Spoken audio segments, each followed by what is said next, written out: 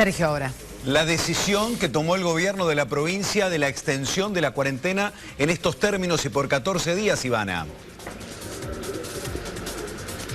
Sí, y que fue o implicó en sí un par de sorpresas. Primero, por el momento en el que se hacen los anuncios, estábamos acostumbrados a que los días viernes, tardecita noche, se anunciasen las medidas que, iban a tener continuidad durante las semanas siguientes. Esta vez el gobernador eligió adelantarlos y hacerlos 24 horas antes de que operase el vencimiento de las restricciones.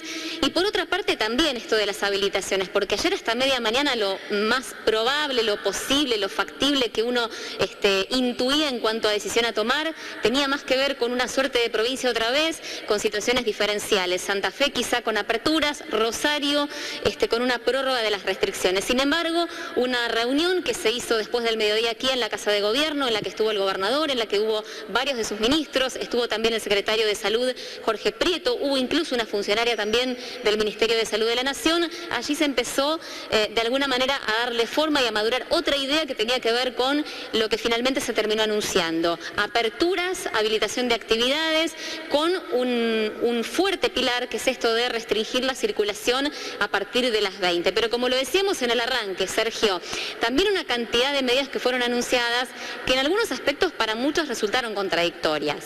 ¿Por qué decidir ahora habilitar si en realidad hace 3 semanas y con números más positivos decidimos cerrar? ¿Por qué si el comité de expertos con números que eran más positivos recomendó restringir y ahora sin consultarlos decidimos habilitar? ¿Por qué habilitar la gastronomía nocturna si en realidad lo que queremos es restringir la circulación? ¿Por qué promover que a los restaurantes y a los bares vayamos en taxis o remises si no podemos ir caminando, si en realidad siempre fue el transporte público lo que se decidió desalentar? Bueno, esto que pareciera ser una gran cantidad de controversias, lo conversamos hoy justamente con el ministro de Gestión Pública, Rubén Michlich, y este fue el diálogo.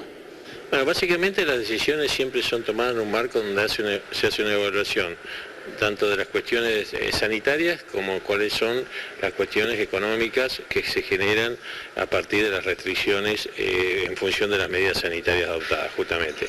Y una mirada permanente a lo que es la situación que hoy tiene el sistema de atención en tanto en hospitales como en los sanatorios y clínicas privadas. Entonces hoy todavía, si bien hay un alto porcentaje de ocupación, todavía el sistema puede soportar la demanda, sobre todo lo que son las camas críticas.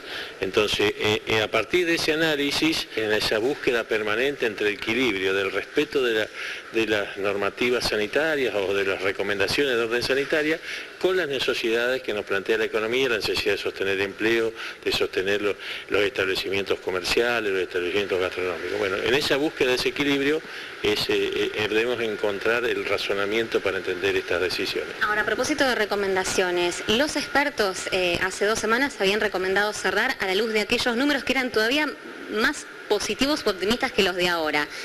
¿Qué hizo cambiar ahora la decisión? No, ¿Qué cambió la situación? La situación sigue siendo preocupante y con la misma mirada, porque ante todo, es decir, cuando resulte necesario y se entienda que es conveniente, se puede volver hacia atrás y generar un mayor aislamiento. Pero hoy, a partir, siempre como decía, la mirada que tienen los expertos también es la cantidad de camas disponibles y la evolución de esa cantidad de camas. Si bien es alto el porcentaje, se viene manteniendo eso en los últimos días, en las últimas semanas, razón por la cual el sistema puede soportar una demanda mayor. Entonces, pensando en que esta es una situación que no termina en 14 días, en 15 días, sino que estamos hablando marzo, abril, junio del año que viene, es necesario establecer un esquema nuevo, un esquema de convivencia con el virus, convivencia con la pandemia. Entonces por ahí la utilización de medidas extremas de restricción hace insostenible las medidas. Si lo que se quiere es disminuir la circulación, ¿no es controvertido también que se permita la gastronomía nocturna? Sí, pero se permite, eso surge de la necesidad justamente de poder sostener alguna actividad muy castigada, pero eso se compensa con las restricciones a aquellas actividades que no son esenciales. Entonces, en el fondo, incluso desde un punto de vista en cuanto a los tipos de reuniones que se hacen en los bares o restaurantes, eliminan esa posibilidad que esos encuentros se realicen en otro ámbito. En una casa particular, por ejemplo. Está claro que es mejor el cumplimiento de los protocolos que hay en un local gastronómico que los que hay en un propio domicilio. ¿Sirvieron? Porque a mucha gente le da la sensación de que como los casos crecieron tanto, no sirvieron demasiado estas semanas de restricción restricciones, 3 en Rosario, 2 en Santa Fe. ¿Sirvieron? ¿Cuál ha sido el saldo de eso? Si bien uno podía haber esperado una disminución de la curva, hay dos cuestiones a considerar. Primero, que hoy se consideran como casos los casos por nexo, considerados por nexo. Eso hace que la cantidad de casos respecto a semanas anteriores aumente de por sí.